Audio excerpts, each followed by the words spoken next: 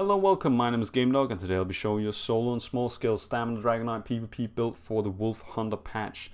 Now this is a build made as a continuation of some of the montages I've been uploading this last month here, and one that I made here last week as well as a continuation of the build videos that I've been uploading this past year. So it's sort of the same build that I've been playing with, just with a few modifications to the new patch.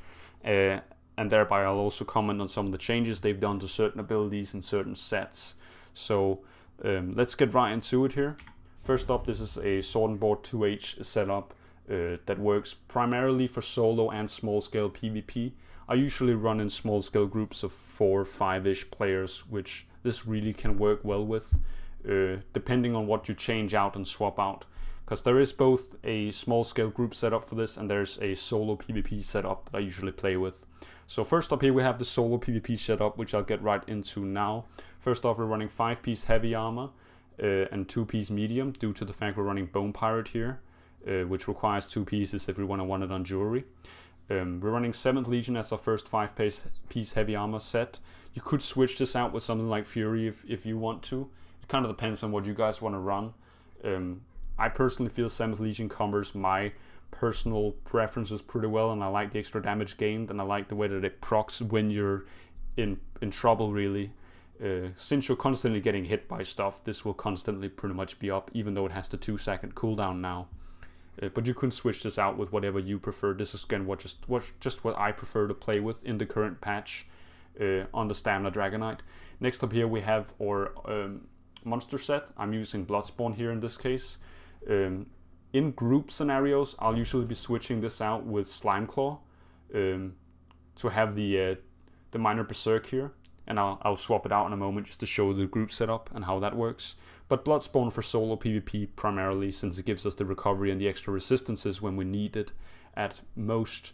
For our other 5-piece set, we have Bone Pirate here. We wear this on 3 jewelry pieces and 2 on body, while 7th Legion is 3 body pieces and 2 front pieces. And then our back bar is basically whatever Master's, Maelstrom, Asylum weapon we want to use. For this jewelry, I'm using all infused traits. This is because I did some testing prior, and I haven't really swapped back yet, but I actually kind of like how it works. And I've kind of stuck with it and started to use it some more. So 2 pieces here are weapon damage, which gives us a nice base weapon damage considering we're using infused on our front bar. I'll get into that in a moment. And then 1 piece Magicka recovery, since we're using abilities like wings and reflective plate here. I'll be going into why we're using that and not forward momentum on this build in a moment. So a 5-piece heavy armor setup with a sword and board bar. The first, our shield here, is 30 to get the extra block bonuses, and then we have a 1-hand dagger here infused with Oblivion proc. We basically use this 2k Oblivion proc as a base damage that we can always guaranteedly hit for, and it also bypasses certain resistances and things like corrosive and mist form. It'll go through them too, I think. So it actually makes for quite a nice additional guaranteed damage in my rotation. Now a lot of people would argue against this and say, why are you not using Nirnhorn here? You would get so much base damage out of it. You're losing so much damage, Gamedog. Why are you using infused? And the simple answer is that I can make this Oblivion proc every single rotation that I do with Ransack Bash combos. When I do a Ransack Bash combo, it's like, usually it goes like a light attack, Oblivion proc, Ransack Bash. That's 4 things happening in less than a second sometimes, and you can really get that going every single rotation. Last time I tested this, the Oblivion infused proc basically happened every 2.5 seconds, or every 3 seconds I could proc a new one. So it had a constant proc basis that I could just keep proccing this guaranteed damage. It also works really well against people who are using damage shields like Max Orcs or Mac Blades, especially when they're down on health and they're using Healing Ward and think it's going to get them out of the situation. But I'm just bypassing that and getting into their health, and sometimes they die with 40k shields on them, like, because you simply just bypass it. It also procs sometimes when people are dodge rolling, so it's really nice guaranteed damage, and I, for the life of me, would never move away from using this. I really just like it so much. I feel at least it gives me an upper hand where I usually wouldn't have one because of the Stamina Dragonknight's low damage in this setup. Oh my god. This is what happens when you have like erotic friends who just want to send you messages like this. No, let's get away with that. Yeah, on our back bar here we have Nirnhorn though, for a Maelstrom's battle axe. You can basically switch this out with whatever Master's, Maelstrom or Asylum weapon you have or want to use. I currently use the Maelstrom one for solo PvP specifically, but for group environment PvP I'd be using the Master's Greatsword instead. And the reason is because cleave here would deal a lot more damage when we are against bigger groups, where in solo PvP, where you're usually dealing with single targets or smaller groups of players, the bleed is much more efficient, especially when you can stack it with the double dot poisons, which I'm using here. Now, I'm also using another set of poisons, which is the damage magicka ones that increases cost on magic and stamina abilities. This is useful when you're fighting really tanky characters, but usually I like the double dots more since they just do a lot more offensive pressure. And especially since this is an axe, I get the bleed bonus. So just by applying my back bar dots, I have Venomous Claw, which is my first dot. Then I have my Gap Closer, which applies the bleed over time from the Maelstrom's weapon, right? And then I have the bleed from the axe itself, so that's 2 bleeds. Then I have Venomous Claw on my back bar, that's 3 bleeds. Then I have 3 damage over times, and then I have my 2 double dot poisons. That's 5 dots that I apply from a single back bar rotation. That's a lot of offensive pressure if you put all that together. So, but if you remove this and run without poisons, some people do that. You could run something like the weapon damage enchant. This is something I usually do, especially because you can proc this before you use a Dragon Leap and then get the damage bonuses on there. Now, looking at the setup here for the group setups, I'd usually be running the Master's 2H here on back bar, and then I'd be shifting out to Slime Claw, as I said, which would give us some increased damages on the number of people we can hit here, since we're increasing our base damage by 8% really. So we're increasing our damage output by 8%, or damage done. So when we can get 6 people into a tight spot, and then we can use Brawler or Cleave, we can hit them for that 9k tooltip, and then get that 8% extra damage done on top of that. So for groups, having Slime Claw and having the Master's 2H is so nice, and it really produces a lot of damage from a build that you'd usually think is quite tanky, you know. Like, a lot of people probably put this build in the tanky section and say, oh yeah, this thing can't do any damage. Well, with these things it actually can. It actually can do damage in a group environment. But let's keep it for solo PvP for now. If you guys want to know more about the group setup, feel free to message me down below. But I'm betting that most of you guys are interested in the solo PvP, which was the one featured in my montage. So that would be the Maelstrom 2H here, and it would be with a double dot bleeds as my preferred poison. Going into the stats here, you can see we have 11k, almost 12k magicka. This is due to the tri-stat enchants we're running on our body and on the big pieces.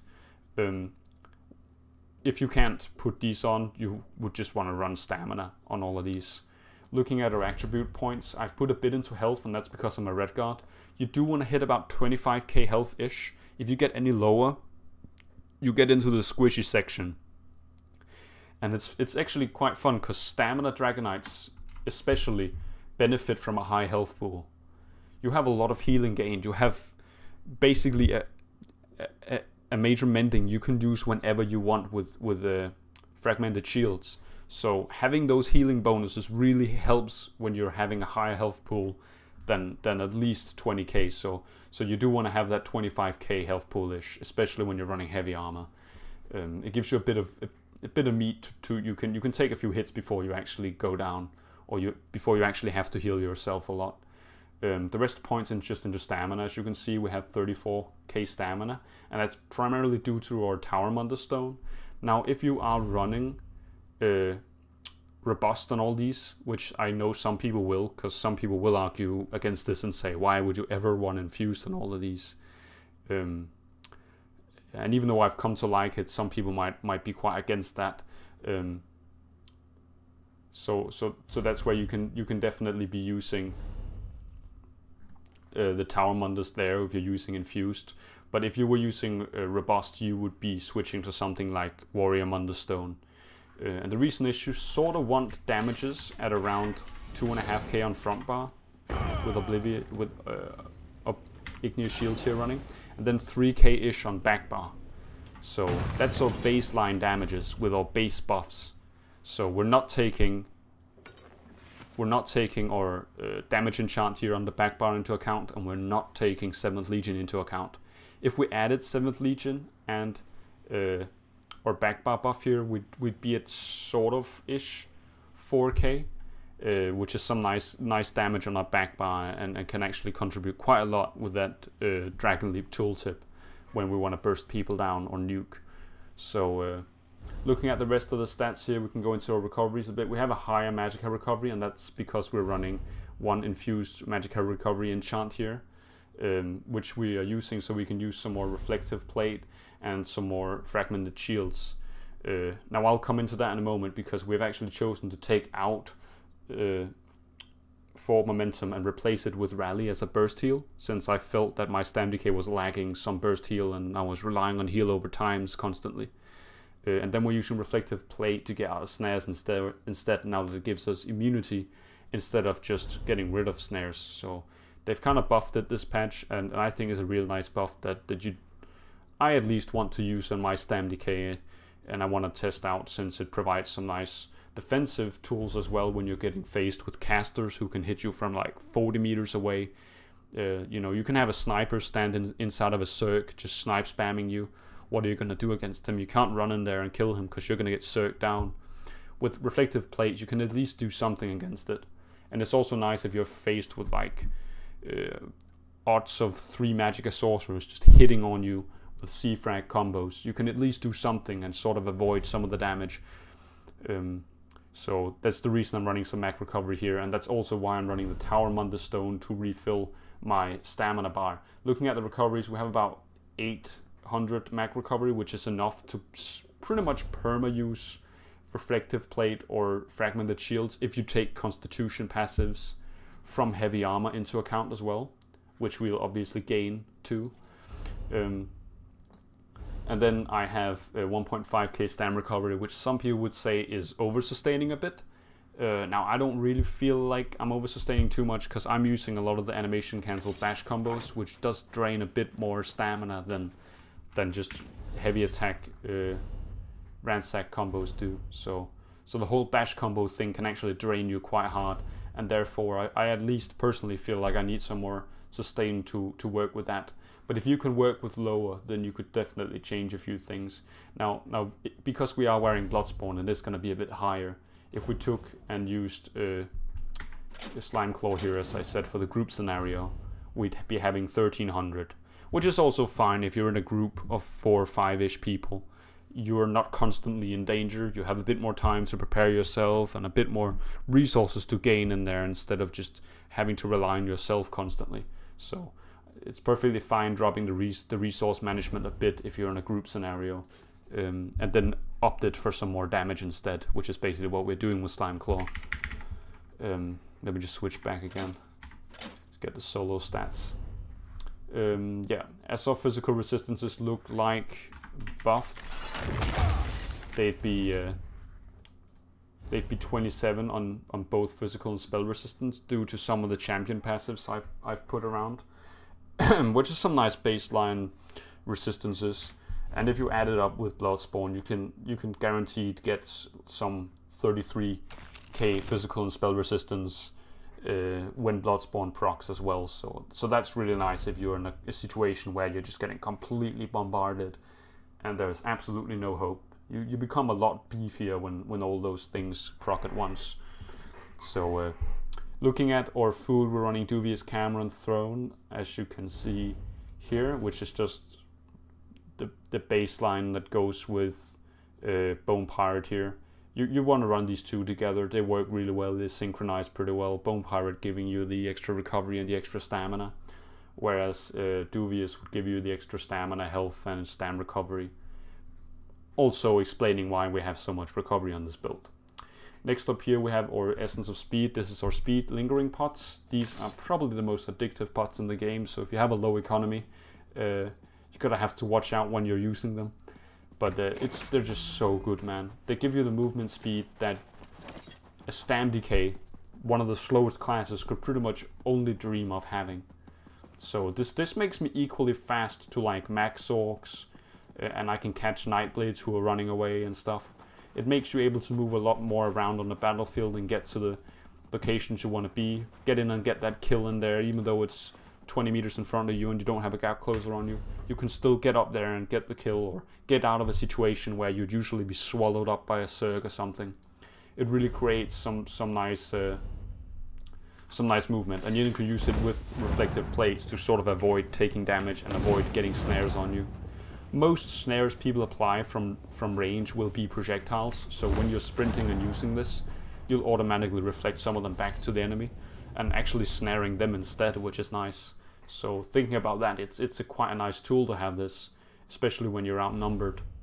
So that is our stats. We are running 2.6k crit resistance. That's against a sort of a base you want to have.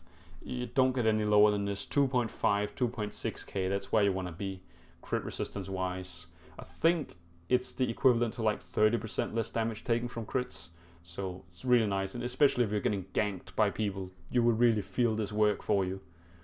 So let's get into the abilities here. I'll go through these quick since I've already talked too much. First up, we're using Ransack, and we're doing this because of the animation cancel bash combos that I find most interesting and I usually play a lot. It aligns so much more with my playstyle. You could of course switch this out with Heroic Slash, and then instead of Venomous Claw you could use Noxious Breath. However, I don't feel like Noxious Breath deals as much damage as Venomous Door does. So in the whole picture, I really feel that Ransack performs better sometimes, even though you get you apply minor maim and you have extra damage and so on. Like, just the fact that I can use this so many times in a rotation and proc that Oblivion combo without caring too much about my sustain is really nice for me, and it gives me some extra resistances as well when I hit someone. So just a nice spam roll. I'd use this any day. I still prefer this over Heroic personally. I know it's a very subjective question. Next up, Reflective Plate. We're using this in combination with our increased mag recovery from the infused Magicka recovery trait here on our jewelry, and then we're using it in combination with Rally, which we've swapped out since we're not using Fort Momentum anymore. So Reflective Plate really gives us that 2-second immunity, which is not a whole long time, but it's enough to make a difference. And I personally, with a bit of testing that I've done, feel that it's enough to justify switching. I also like being able to at least reflect and take off some of the pressure on me when I have multiple Magicka sorcerers just putting in work on me and I can't do anything against it other than try to out-heal it. I'll at least now be able to actually go offensive on them. Even though I'm outnumbered by 3 max orcs, I can go on there, I can be offensive, I can reflect most of that bullshit, and I can get right up in their face where the Stamina Dragonknight want to be. Next up here we're using Reverberating Bash. Now, they did nerf the Major Defile duration on this, hence why I've also taken a bit less into Befoul, because I don't feel like it really works as well as a constant heal debuff anymore. I think it's much more of a tactical heal debuff you use when your enemy is about to apply a burst heal. Like when you see a Nightblade get low on health and you know that they're going to dip into Cloak and use a Rally with a crit bonus from Cloak, you really can hit them with this and reduce their healing received from that Rally a lot. Also, it's used as a general stun. It has a nice, weird little... I don't know if it's a bug or what it is, but when you revert people, there's like a second where they can't CC break. And this creates a space where you can literally just switch bars and reverse slice them before they can even do anything. They can't even CC break it. So it creates a nice fluid moment where you can just do a rotation or do a little execute there without them being able to do much. Next up here we have Resolving Vigor. This is our heal over time, or main heal over time. We're going to use in combination with Fragmented Shields. Now, the duration of this is insane now. It's 5.4 seconds. And with our increased Mac recovery, we can pretty much keep this up at 100% uptime. I mean, look at the duration here. 100%. And we wait again. And before this timer is out,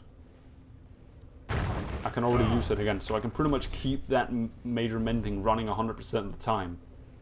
If I don't need reflective scales currently, that is.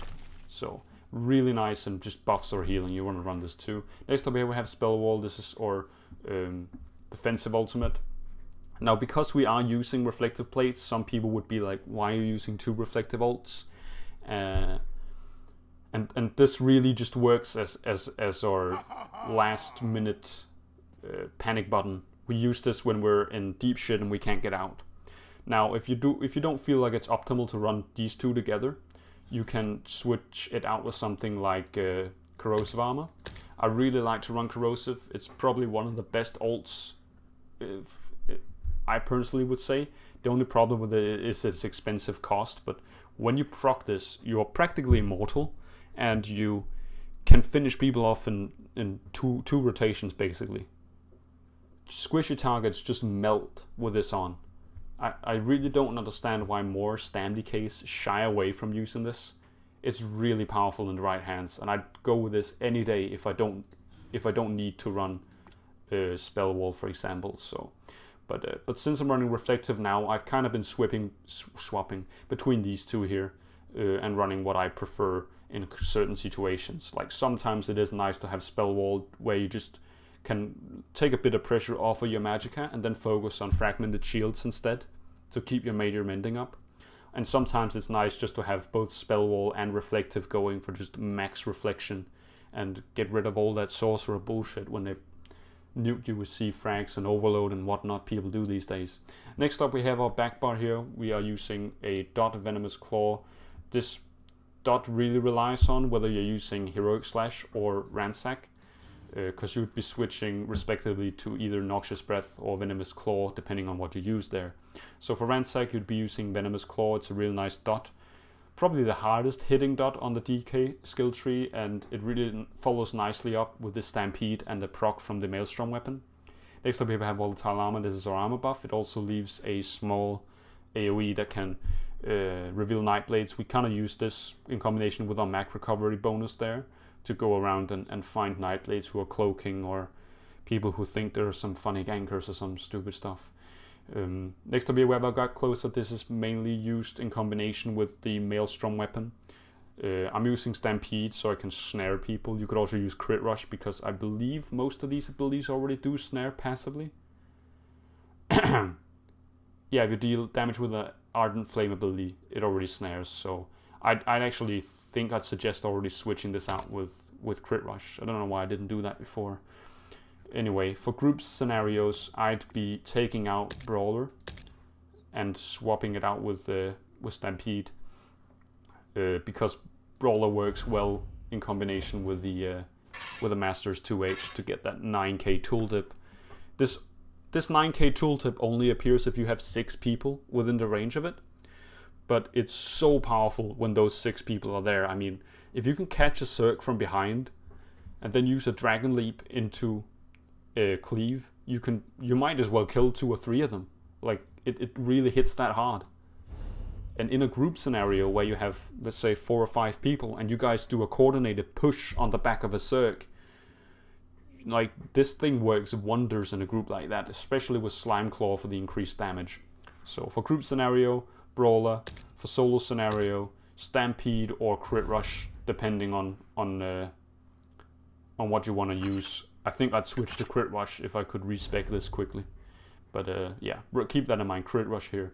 Next up here we have Reverse Slice. This is our Execute. We kind of use this morph so we can deal some AoE damage to the remaining people. As I said, I play a lot of small scale in groups of 4 to 5. And I really feel like it's necessary to have some extra damage done there that you can apply to the people around the target that you're currently executing. Like sometimes this can bring other people into execute range, which is nice. So you do want to use this morph. Next up here we have Rally. We're using this instead of Forward Momentum. As I said, basically just so that we can get the extra burst heal instead. I really felt the stand decay lacked the burst heal for a long time, and I've kind of had that problem with the stand decay that I had been relying on heal over times all constantly. I had Resolving Vigor, I had Forward Momentum, I had my Lingering Pots, but that was it. With Rally, you all of a sudden have a tool where you can get out of execute range. When you get too low on health and you're in execute range and you're using heal over times and you're just sitting there and stacking your heals, it can be quite hard and quite resourceful to get out of the execute range and get out of that danger zone there. With a burst heal, you can easily get out of the execute range and get back on track where the enemy can't use damage bonus abilities on you and executes on you. So it's really nice, and I really actually feel the combination here with wings and my Rally actually works a lot better than the Forward Momentum used to. Even though Forward Momentum on its own was quite nice with the snare immunity. But man, the DK lacked the burst heal. So I really feel this is a nice change to run on this build. And it's sort of what I fundamentally have changed about it from the last patch. Next ability here we have Take Flight. I'm using Take Flight primarily. As you can see, it has... Why does it disappear? Stupid. Yeah, it has an 18.2k base tooltip. This is without Weapon Enchant and without 7th Legion. With 7th Legion and Enchant, it looks something like this. So a bit more damage there. But in combination here, I'd usually use Take Flight for solo PvP. You do have to be careful with this though, because if you leap from range, or if you're leaping on someone who's sprinting with Major Expedition, you have a chance of missing them and not actually deal any damage. This is definitely a bug that has been persistent for so long, so I'd advise you only to use leap when you have clear line of sight to the guy you want to hit, and make sure that that guy is not sprinting like 40 meters ahead of you, because you're not going to be hitting him with this. You're going to be landing 10 meters behind him. Since people this patch, I've heard people's concerns about werewolves and, oh, are we all gonna have to use Dawnbreaker now? And you could do that. I'd actually say for group scenarios, Dawnbreaker can be a lot better than Dragon Leap, and that's purely because Dragon Leap has the tendency to spread people around, which is sort of bad if you want to nuke them. I've had a lot of my friends complain to me and say, oh, Gamedog, why are you using Dragon Leap all the time? You're spreading people around. You're pushing them out of our AoEs. You're pushing them away from our Dawnbreakers. We can't hit them, you know.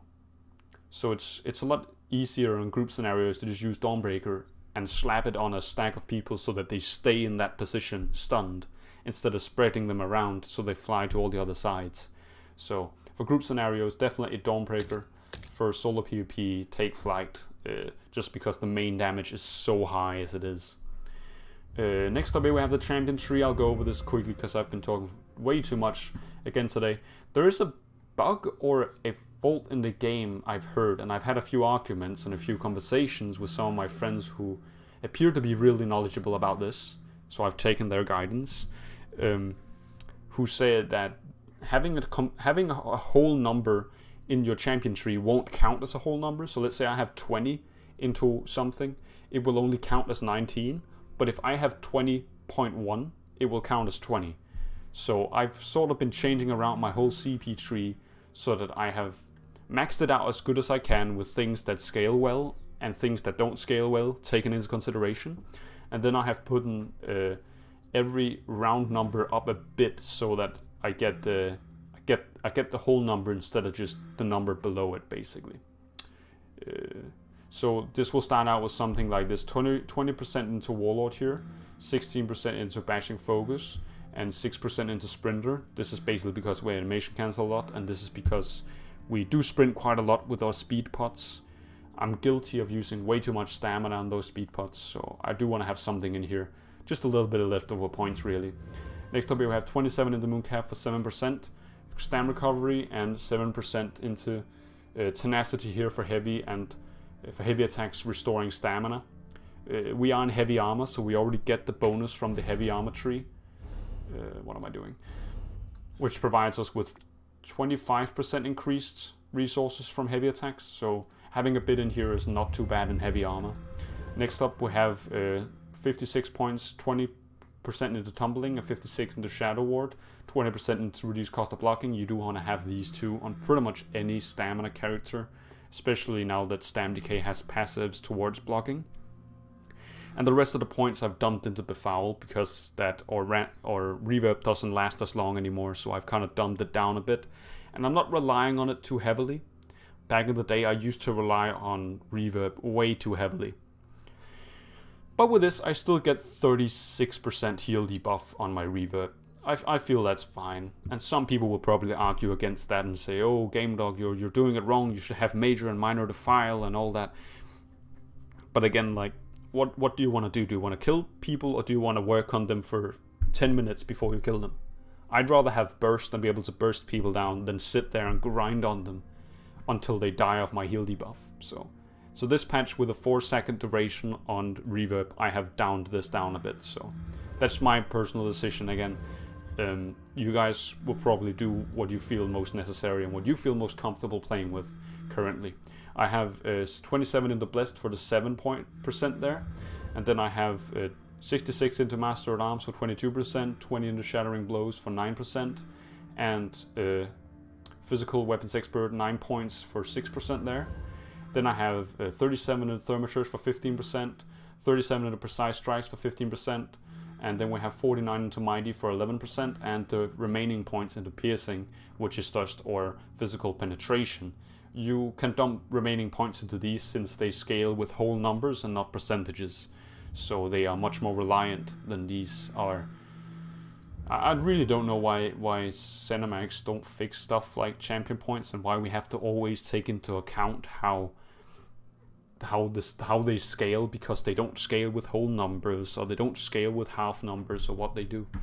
I think it's completely retarded, but that's just how the game is apparently, so I guess we all have to take that into consideration all the time. 66 points into Ironclad, 22% there. The remaining points of this tree I have put into Resistant and Heavy Armor Focus. So I've kind of split that sort of evenly as well as I could. So we have Critical Resistance here, 867 points with 31 points in here. And then we have Thick Skin, 40 points for the 16% less damage taken from damage over time. We don't have a cleanse on this build, so this will actually help quite a lot. We've put a bit less point into Hardy and Elemental Defender, and this is because that they don't scale very well, and I kind of felt it was redundant to have 30 points extra into each of these just to get 3% more less damage taken. I mean, I'd rather take those 3% out and then spread them into Quick Recovery, Heavy Armor Focus, and Expert Defender. So 27 points in here on both. 7% for both Elemental Defender and Hardy. Then we have 9% in here for the 6. Well, we had 9 points in here for the 6% less damage taken from light and heavy attacks. And then we have 27 points into Quick Recovery, which is our healing received from other people. We usually have a really good healer in our group, so having this really helps a lot, because they do a lot of off healing that gets to you, and that off healing sometimes just bursts so hard with this extra 7% in here. So 27 points in here, and then we have 33 points into Heavy Armor Focus, basically just the remaining points of the tree as well, to give us a bit more meat on that heavy armor, which sometimes seem rather low. They did nerf heavy armor quite a lot in the past, as you can see here. Without any armor buffs, I only have 22 and 21.5k physical and spell resistances here. So you definitely need a bit more resistances these days than you would prior to the changes they did before Morrowind. So yeah, taking that into consideration is always nice. But with Bloodspawn, you're out of the danger zone already. Like, you have a lot of resistances if Bloodspawn procs on top of this. So I hope you guys enjoyed. Please leave a like and comment down below what you think about the build and what you guys personally prefer in this new patch. What you can advise to other players who might be looking by the channel to do their Stam Decays and whatnot. And I'll catch you guys later.